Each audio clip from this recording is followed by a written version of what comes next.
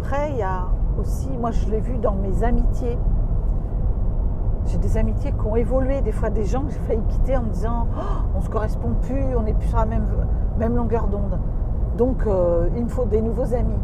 Et en fait, j'ai pas fait ça. J'ai compris que peut-être c'était la place que je leur donnais. Dans mon cœur, elle était toujours là. C'est d'arriver à fonctionner avec une autre façon de faire en fait.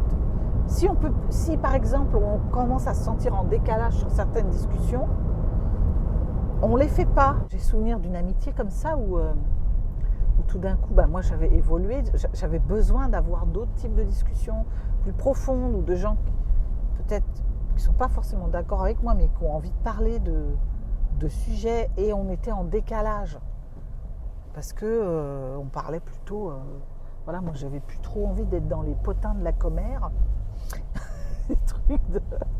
c'est pas péjoratif mais c'est pour dire que je peux discuter un peu comme ça, mais au bout d'un moment, voilà. Salon de thé, moi, comme beaucoup d'hypersensibles, on a vraiment besoin d'avoir des connexions profondes et des relations, des échanges, voilà, sur la vie, sur le monde, etc. Et je n'avais plus ça, donc je n'avais pas ça. Et avant, j'aurais été chercher une autre amie pour avoir ça. Et j'aurais quitté celle-ci. Et là, non, en fait, je me suis dit, mais là, juste à la bonne place, en fait, continuer ensemble. Et ça permet que, moi, du coup, j'ai des discussions avec elle qui sont de détente, et je vais chercher ailleurs mes discussions plus profondes. Ça a vraiment permis moi, je me sens bien, du coup, dans cette relation-là, j'amène aussi autre chose. C'est mes temps de pause.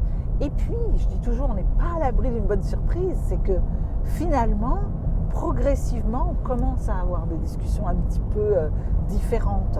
Le regard que je porte sur ces personnes, c'est que peut-être on peut continuer de progresser aussi.